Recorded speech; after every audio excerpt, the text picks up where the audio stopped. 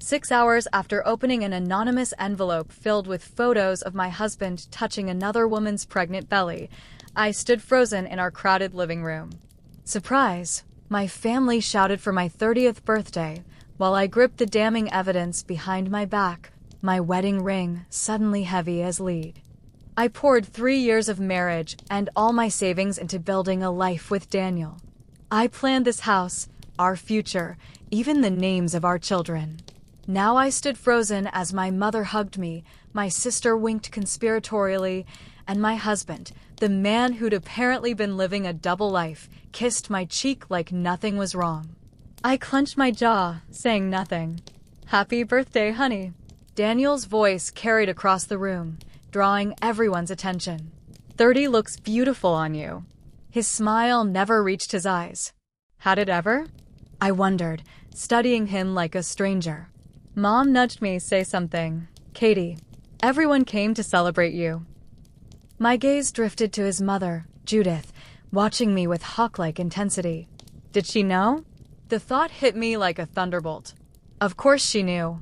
The way she hovered around Daniel, making excuses when he missed family dinners, weekend trips that aligned perfectly with his work emergencies. "I need some air," I whispered, moving toward the kitchen. No one followed me. They were too busy fawning over Daniel's promotion announcement. Perfect timing. Perfect lie. My hand slid into my pocket, fingers wrapping around my phone. 3 quick taps and I'd transferred our joint savings to my personal account. Then the doorbell rang and all conversation stopped. I walked back to find everyone staring at a young woman in the doorway, the same woman from the photos. Her eyes found mine instantly, widening in recognition. "I'm sorry," she stammered, I thought. "I was told to come at 7. Daniel lunged forward. "Megan, what are you doing here?" The room went silent. My sister gasped. Mom's hand flew to her mouth. Judith stepped between her son and the door. "I think there's been a misunderstanding," Judith said smoothly, but I had already moved. "No misunderstanding," I said, voice steadier than I felt. I pulled the envelope from behind my back, holding it up. "Someone sent me these this morning." "Happy birthday to me, right?" Daniel's face drained of color.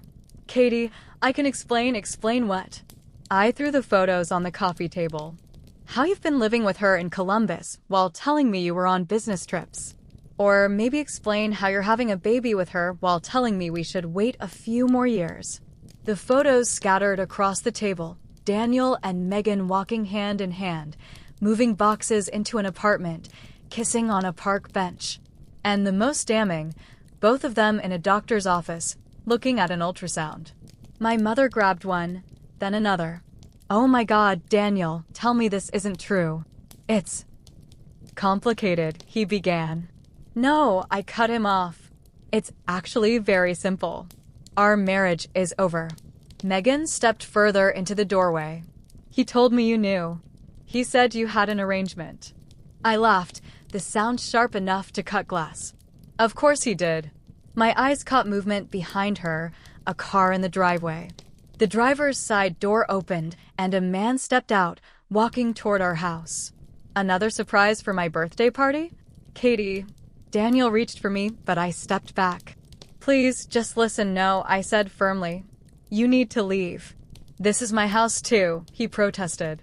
Actually, I pulled out my phone, showing him the bank transfer receipt. "I've just withdrawn my inheritance that paid for this house.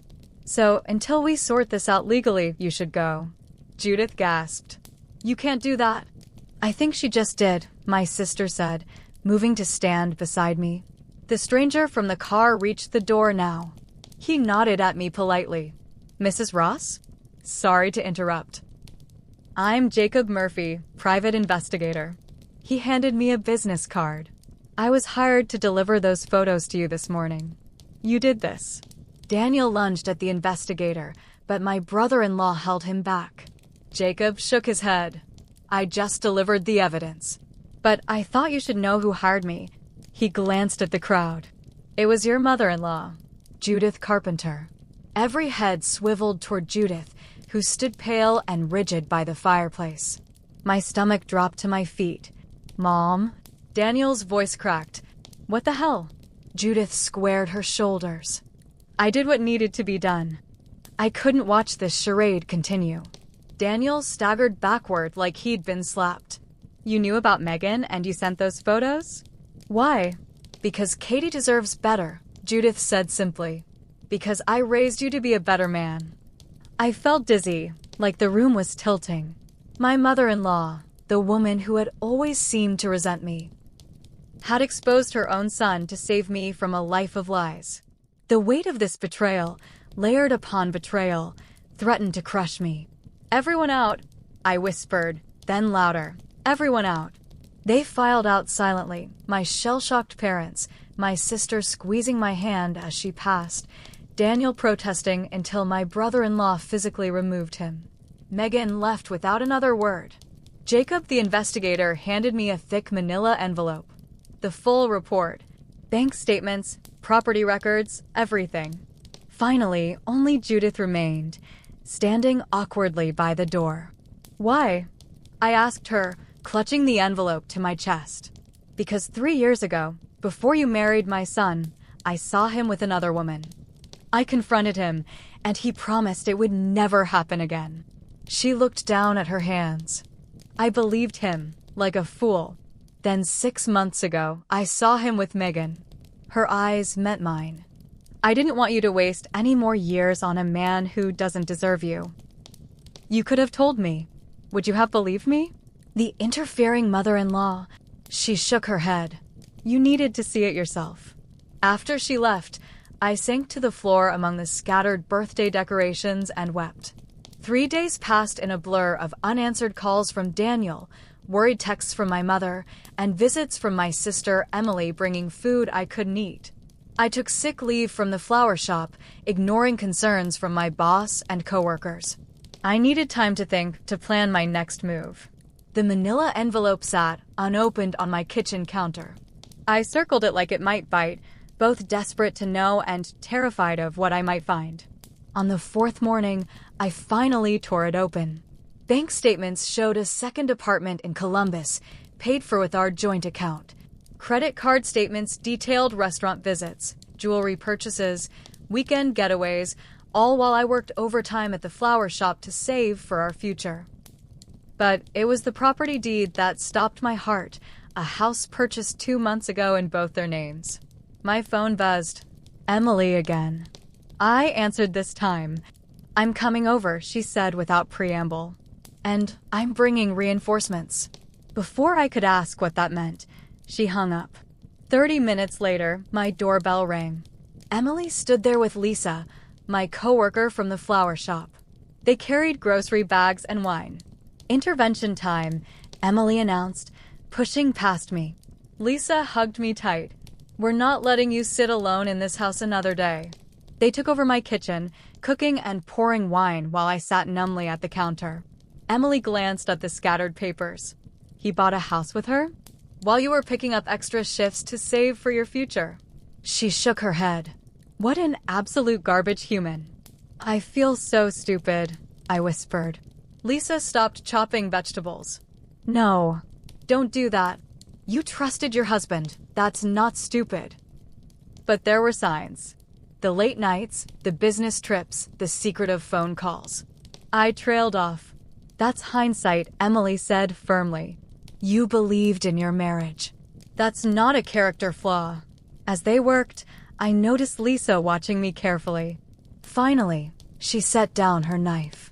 There's something else you should know. She hesitated. Daniel came into the shop yesterday looking for you. My stomach clenched. What did he want? To apologize. To explain. She grimaced. But that's not all. He asked me not to tell you that he'd been sending flowers to another woman for months. Said it would just hurt you more. You made the arrangements? My voice sounded distant to my own ears. Lisa nodded miserably. I had no idea they were for her. They always went to an address in Columbus. He said they were for a client.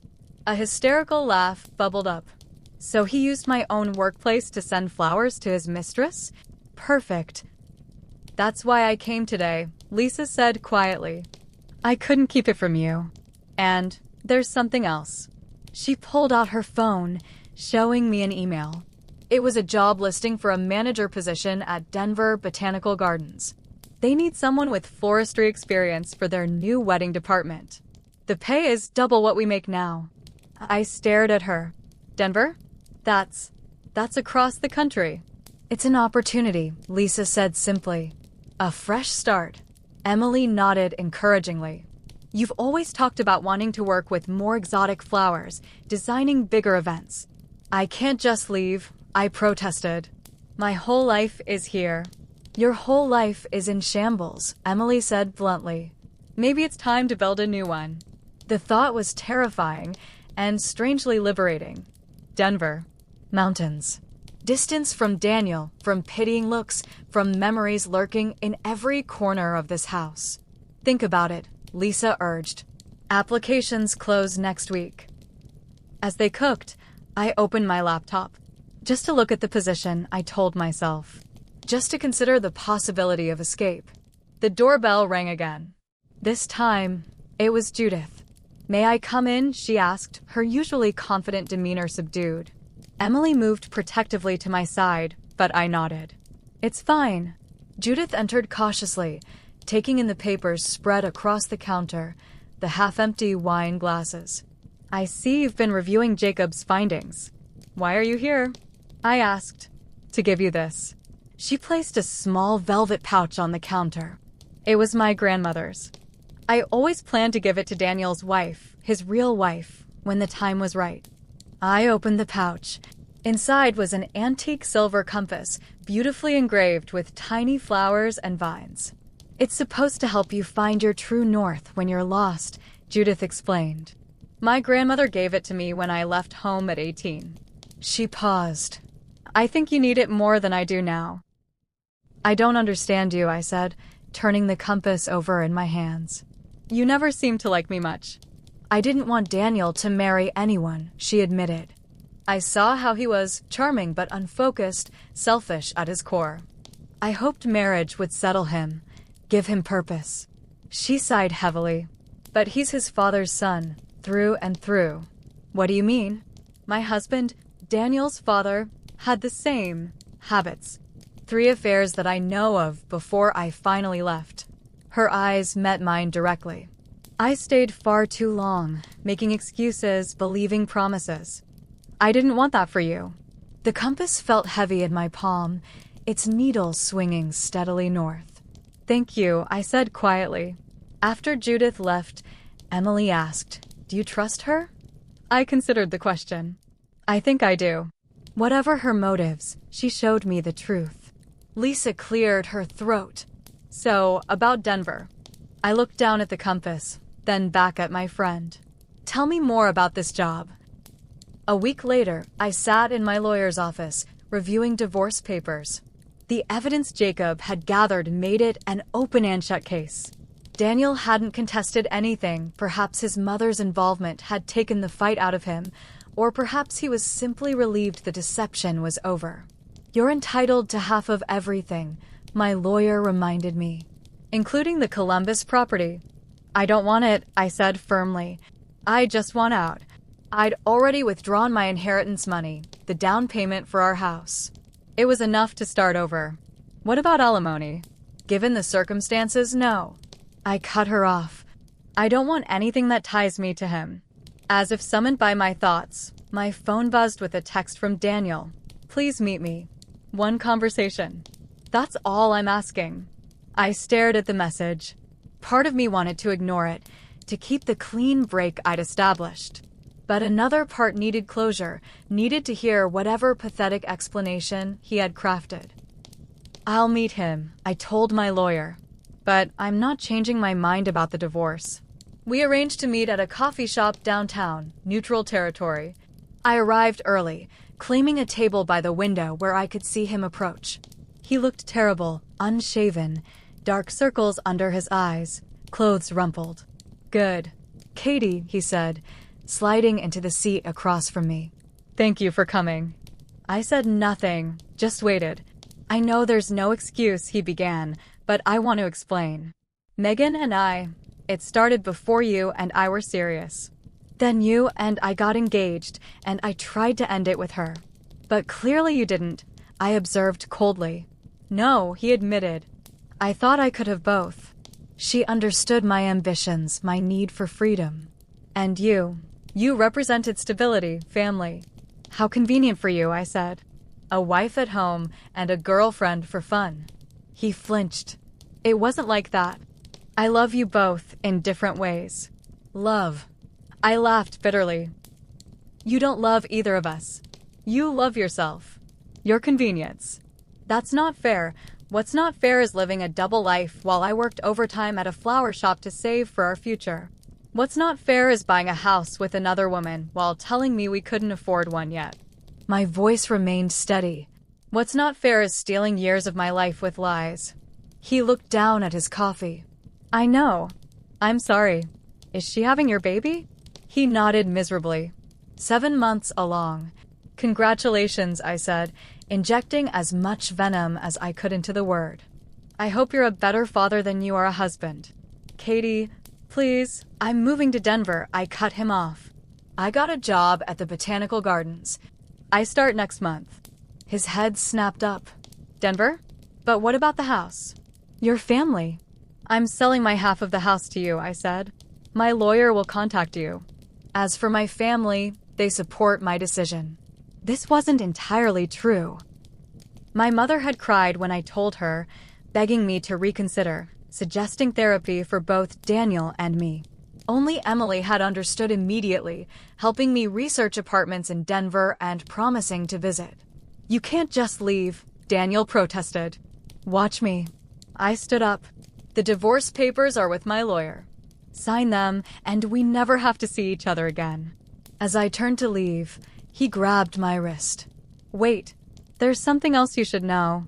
I raised an eyebrow, waiting. Your sister knew, he said quietly. About Megan. She caught me on the phone once, about a year ago. I convinced her not to tell you, said it was just a fling, that it was over. The floor seemed to tilt beneath me. Emily? My closest confidant, my fiercest defender? She had known and said nothing? You're lying, I whispered. Ask her yourself, Daniel said, releasing my wrist. I'm done with secrets. I walked out without another word, my mind reeling. It couldn't be true. Emily would never betray me like that. She was the one person I trusted completely, the one who'd been by my side through this entire nightmare. But doubt crept in like poison. She had been strangely insistent about Denver, eager for me to make a clean break. Was it guilt driving her support? Had she been complicit in my humiliation all along? I drove straight to Emily's house, barely registering the traffic lights, the other cars. She answered the door with a smile that faltered when she saw my face. Is it true? I demanded, pushing past her into the living room. Did you know about Megan? Emily paled. Katie, yes or no? Did you know my husband was cheating on me? She closed her eyes briefly. I suspected. I didn't know for sure. What does that mean? I asked, my voice rising. Either you knew or you didn't. I overheard a phone call, she admitted. He called someone baby and said he missed her.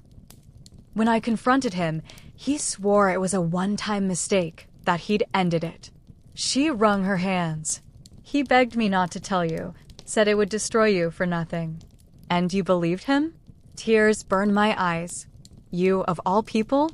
I wanted to believe him. Her own eyes filled with tears. I wanted it to be a stupid mistake, not this. And then months passed, and you seemed happy, and I thought maybe he had stopped. You should have told me, I whispered. Every day you stayed silent was another day you lied to me. I know. She reached for me, but I backed away. I've tortured myself over it. When those photos arrived, I was as shocked as you about the pregnancy, the second house. I had no idea it went that far. It doesn't matter how far it went, I said. You knew he was unfaithful, and you said nothing. I was trying to protect you. No, you were protecting him. And yourself. I headed for the door. Some sister. Katie, please, she called after me. I'm sorry. I made a terrible mistake. I paused at the door. Yes, you did. And now I'm paying for it. I threw myself into preparations for Denver. I sold most of my furniture, donated clothes, packed my life into boxes. The house went on the market and sold quickly. The real estate market was hot, and Daniel agreed to buy out my half. Every step I took toward my new life felt like oxygen to a drowning woman. Lisa became my anchor. She'd already lined up an apartment for us to share in Denver, sent photos of the botanical gardens, introduced me virtually to her friend who worked there. We're going to have an amazing life, she promised. Just wait and see. My parents struggled with my decision, but eventually came around, especially after meeting with Daniel's mother. Judith told us everything, Mom said during one of her daily check-in calls. About Daniel's father, the pattern she saw repeating. I still wish you weren't moving so far, but I understand why you need to go. Only Emily remained in limbo, my anger at her betrayal warring with a lifetime of sisterhood. She sent texts I didn't answer, left voicemails I deleted, dropped off letters I couldn't bring myself to read. Part of me knew I would forgive her eventually, but not yet. Not while the wound was still raw. 2 weeks before my move, I returned to the flower shop for my final shifts. I'd miss this place, the heady scent of roses and lilies, the peaceful routine of arranging blooms, the regulars who came in for their weekly bouquets. I was in the back room, sorting through a shipment of fresh peonies, when I heard the bell above the door. "I'll be right out," I called. "Take your time," came a familiar voice. "Daniel." I froze, then slowly walked to the front.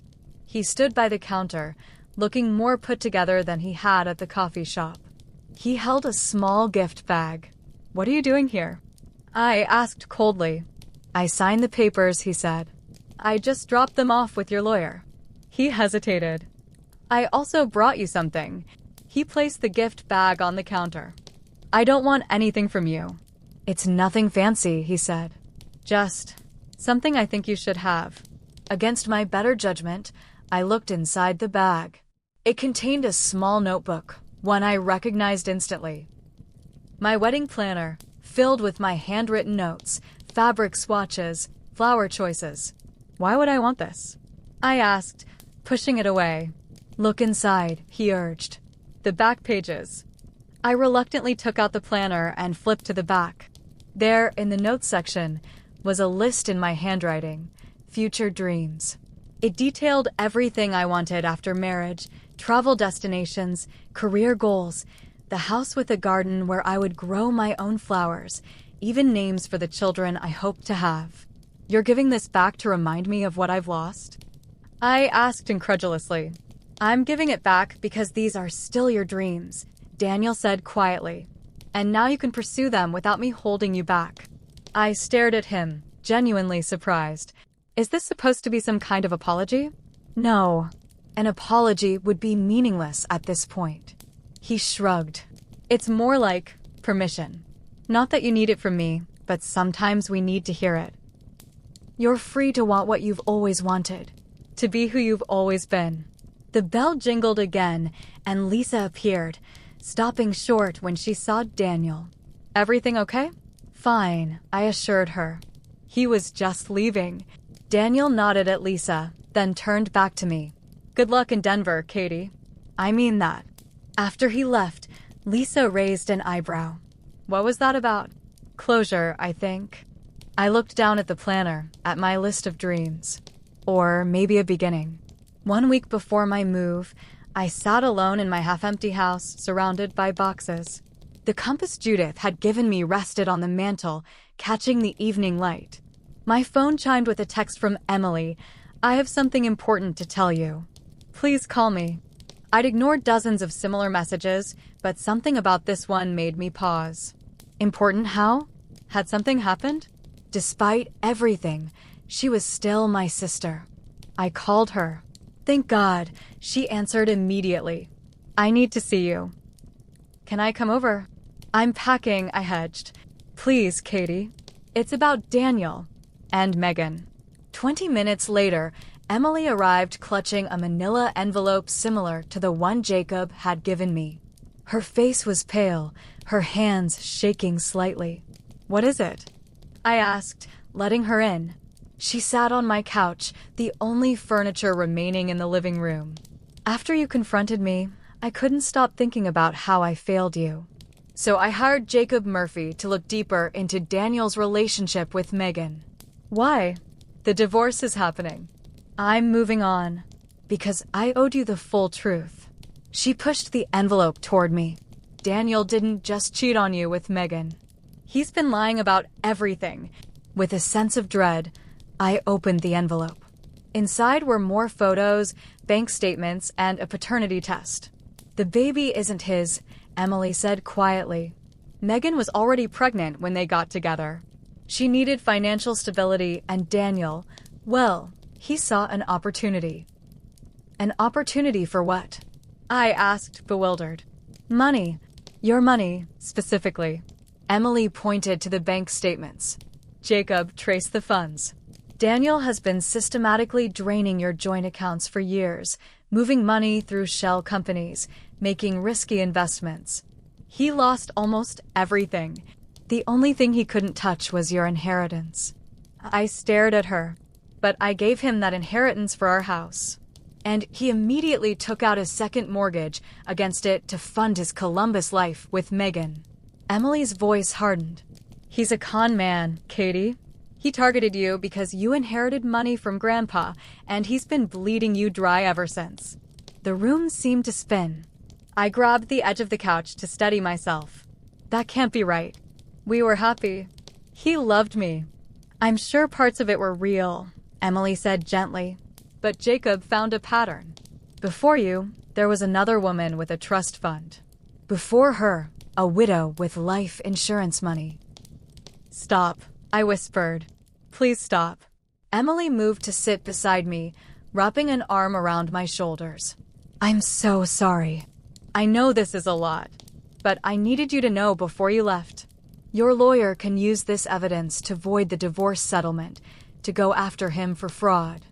"I don't want to go after him," I said, feeling suddenly exhausted. "I just want him gone." "I understand, but he shouldn't get away with this." Her grip on my shoulder tightened. "He shouldn't be able to do this to someone else." The compass on the mantel caught my eye again, its needle pointing steadily north. Judith had known, perhaps not the full extent of her son's deception, but enough to recognize the pattern, to try to spare me further pain. "Did Judith know about this?" I asked. "Some of it," Emily confirmed. "That's why she hired Jacob in the first place. She suspected Daniel was using you financially but couldn't prove it until she discovered Megan." I leaned back against the couch, absorbing this final betrayal. Everything had been a lie, and not just his fidelity, but his love, his character, our entire relationship. I should have felt devastated, but instead, a strange calm settled over me. "Thank you for telling me," I said finally. Emily looked surprised. "You're not angry." "I'm too tired to be angry anymore." I squeezed her hand. "And no, I'm not angry at you either. Not anymore." "Really?" Hope bloomed in her eyes. "You were trying to protect me, in your misguided way." I managed a small smile. "And now you're still trying to protect me. That's what sisters do, right?" She hugged me fiercely. "I was so afraid I'd lost you." "Never, I promised," hugging her back. "Family is family. The real kind." My last day in Denver dawned clear and bright. Emily had flown out to help me settle in, and together we unpacked my meager belongings in the apartment I would share with Lisa. The botanical gardens had already sent over a welcome basket filled with seed packets and gardening tools, a new beginning, literally and figuratively. "I think that's the last box," Emily said, collapsing onto my new sofa. "Who knew you had so much stuff for someone who claimed to be downsizing?" I laughed, feeling lighter than I had in months. "Most of it's books and flower-related supplies. You know me." My phone rang, Judith's number. I had kept in touch with her throughout the divorce proceedings, finding unexpected comfort in her blunt honesty and practical advice. "Hello." "It's done," she said without preamble. "The fraud charges have been filed. Daniel won't contest them. I've made sure of that." How? I asked, though I suspected I knew the answer. Let's just say I reminded him that mothers know where all the bodies are buried. Her voice softened slightly. How's Denver? Beautiful. Different. Exactly what I needed. Good. I could hear the smile in her voice. Have you used the compass yet? I glanced at my bedside table, where the silver compass now resided. Every day, it always points me in the right direction. As it should. She paused. You know, I never had a daughter. I always wanted one. The implication hung in the air between us. Well, I said carefully, Denver has excellent air connections to Denver. I'll book a flight for next month, she said promptly. I want to see these famous gardens you'll be working in. After we hung up, Emily raised an eyebrow. Did you just invite your ex-mother-in-law to visit? She's not really my ex-anything, I replied. She's just Judith. My friend. Emily shook her head in amazement. Only you could find family in the wreckage of your marriage. Speaking of family, I said, Mom and Dad want to visit for Thanksgiving. I told them we could make it work if they're willing to sleep on an air mattress. We? Emily looked hopeful. You're welcome anytime, I assured her. This is still your sister's home, no matter where I live. Later that evening, after Emily left for her hotel, I sat on my small balcony watching the sunset paint the distant mountains gold and pink. My potted plants, the beginnings of the garden I'd always wanted, surrounded me like old friends. Tomorrow, I would start my new job, meet new people, create a new life. I pulled out the compass, watching its needles swing unerringly north. Then I took out my old wedding planner, flipping to my list of dreams. With a pen, I checked off the first item, find a place that feels like mine. Denver wasn't the life I had planned. It wasn't the future I had carefully mapped out with Daniel. It was something entirely different, something entirely mine. My terms, my choices, my adventure. I added a new item to the bottom of the list, learned to trust my own direction. Then I checked it off too. I've been in Denver for 6 months now. The Botanical Gardens promoted me to head of wedding arrangements after my wildflower arch design was featured in Colorado Bride magazine. Lisa and I have settled into a comfortable routine in our apartment, though she's talking about moving in with her new boyfriend soon. I'll miss her, but I'm surprisingly okay with the idea of living alone. Daniel's fraud case ended with a plea deal. He'll pay restitution, but avoid jail time. Megan gave birth to a healthy baby girl and moved back to her hometown in Ohio. Judith sends me updates occasionally, not to hurt me, but because she believes in facing reality head-on. I appreciate her honesty more than I can express. My parents have visited twice, gradually accepting that Denver is my home now. Emily comes every other month, helping me explore hiking trails and local farmers markets.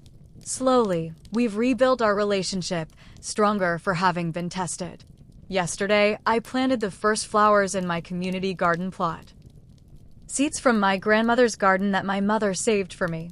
As I patted the soil around them, I realized something profound. I'm happy. Not the fragile, performative happiness I maintained in my marriage, but something solid and real that comes from within. The compass sits on my windowsill now, catching the morning light. I don't need it to find my way anymore, but I keep it as a reminder. Sometimes the darkest moments lead us exactly where we need to go. Let me know your thoughts in the comments below. Have you ever had to completely restart your life? Did betrayal ever lead you to something better? I never expected to find myself at 30, building a life I never planned, but now I can't imagine any other path. Would you have moved across the country or tried to rebuild where you were? Would you have forgiven your sister's silence? I'm still navigating this new chapter day by day, but I'm curious. What would you have done in my shoes?